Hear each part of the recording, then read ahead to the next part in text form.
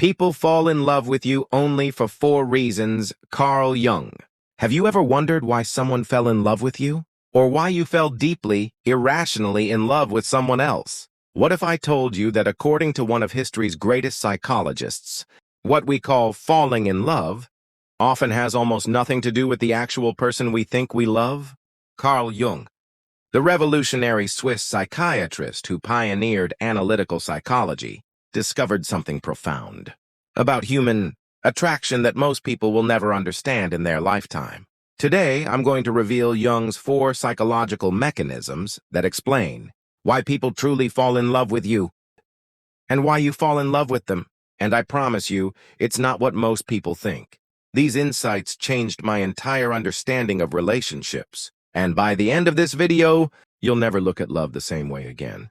Whether you're single, in a relationship, or trying to understand a past connection that still haunts you, what you're about to learn will give you a level of self-awareness that most people never achieve. Let's begin. Section 1. Jung's view of love and the unconscious. Before we dive into the 4 specific reasons people fall in love with you, we need to understand something crucial about how Carl Jung viewed human psychology. Jung believed that our conscious mind, the thoughts, feelings, and perceptions we're aware of, is just the tip of the iceberg. Beneath the surface lies the vast unconscious mind, containing hidden desires, repressed qualities, and aspects of ourselves we've never acknowledged. Jung believed that our conscious mind, the thoughts, feelings, and perceptions we're aware of, is just the tip of the iceberg. Beneath the surface lies the vast unconscious mind, containing hidden desires, repressed qualities, and aspects of ourselves we've never acknowledged. According to Jung, romantic attraction is rarely just about the conscious qualities we recognize in someone. Instead, it's primarily driven by unconscious forces that we're completely unaware of. Think about it. Have you ever been powerfully attracted to someone, but couldn't exactly explain why? Or perhaps you've had friends ask, "What do you see in that person?" And you struggled to articulate it? That's because the most powerful forms of attraction often originate in the unconscious mind, in the parts of ourselves that we can't directly access. Jung's revolutionary insight was this: we don't fall in love with other people for who they truly are. We fall in love with them for what they represent in our own psychology. And this happens through 4 specific psychological mechanisms that I'm about to reveal. Section 2. Reason 1. The anima-animus projection. The first and perhaps most powerful reason people fall in love with you has to do with what Jung called the anima and animus. Jung believed that every man carries within his unconscious an inner, feminine personality, the anima. And every woman carries an inner masculine personality, the animus. These inner personalities represent our idealized image of the opposite gender, shaped by our earliest experiences with our mother or father, and further developed through culture, media, and life experiences. Here's where it gets fascinating. When a powerful attraction occurs, what's often happening is that someone is projecting their anima or animus onto you. They're not falling in love with the real you. They're falling in love with their own internal ideal that they've projected onto you. Let me give you a concrete example. This explains why the early stages of romance often feel magical and perfect. Your partner isn't seeing your flaws and complexities, yet they're seeing their own ideal projected onto you like a movie onto a screen. And here's the challenging truth. As the relationship progresses and they begin to see the real you, with all your human imperfections and contradictions, disappointment often follows. The real person never quite matches the perfect inner image. This isn't anyone's fault.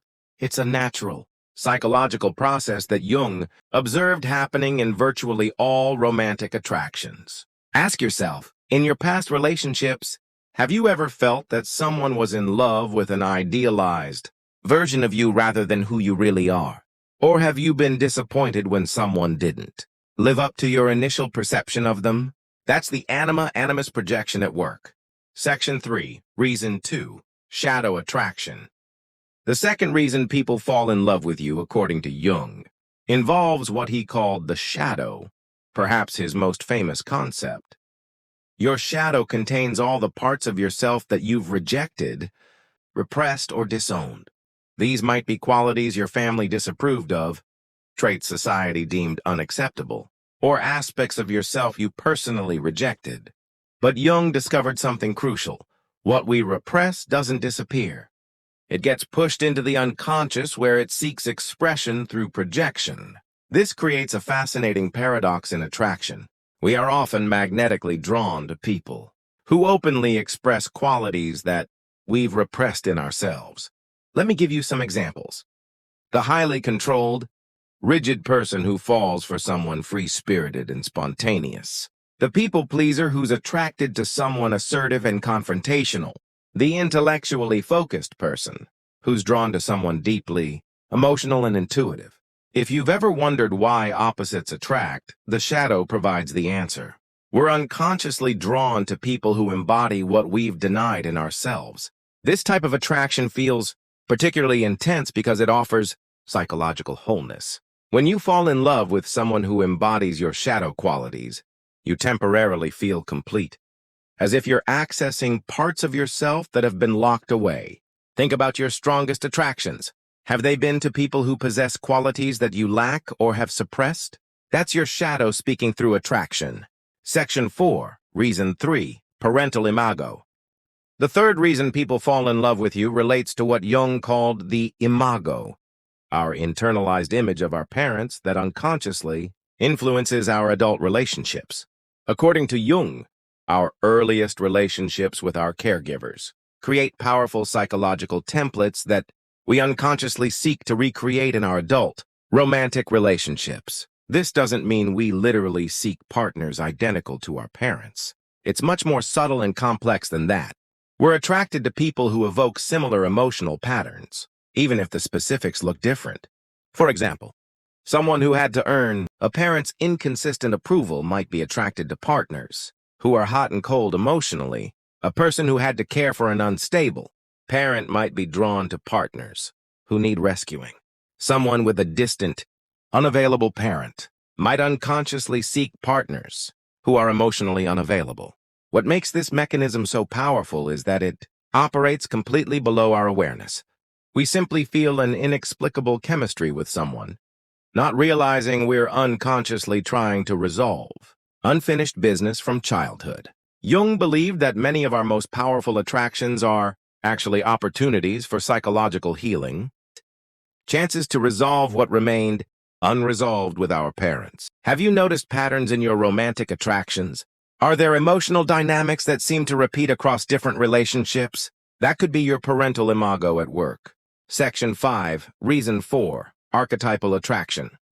The fourth and perhaps deepest reason people fall in love with you involves what Jung called archetypes, universal patterns and images that exist in what he termed the collective unconscious. Unlike the other mechanisms we've discussed, archetypal attraction taps into something beyond personal psychology. It connects to universal human patterns that Jung believed exist across all cultures and throughout human history.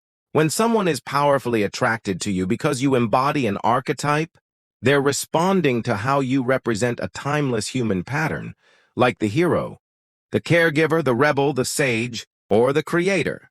This form of attraction feels fated, destined, or cosmic because it's connecting to something deeper than individual preferences or personal history. Jung observed that many of our most profound love connections have this archetypal quality where the person seems to represent something larger than themselves, something that feels ancient and deeply meaningful. When someone says they felt like they knew you in a past life or experienced love at first sight, they're often describing an archetypal attraction. It feels transcendent because it is tapping into the collective unconscious rather than just personal psychology. Have you ever met someone and immediately felt a profound, almost cosmic connection that transcended ordinary attraction? That may have been an archetypal connection at work. Section 6, Integration and Self-Awareness. Now that we understand Jung's 4 reasons why people fall in love, the critical question becomes, how do we use this information? According to Jung, The path to healthy relationships starts with consciousness. When we bring awareness to these unconscious processes, we gain the power to make more conscious choices. Here are 3 practical ways to apply this knowledge. First, distinguish between projection and reality.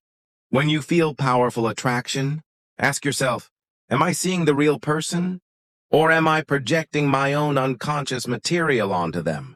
This doesn't mean the attraction isn't valid, but recognizing projection allows you to relate to the actual person rather than your inner image. Second, own your shadow.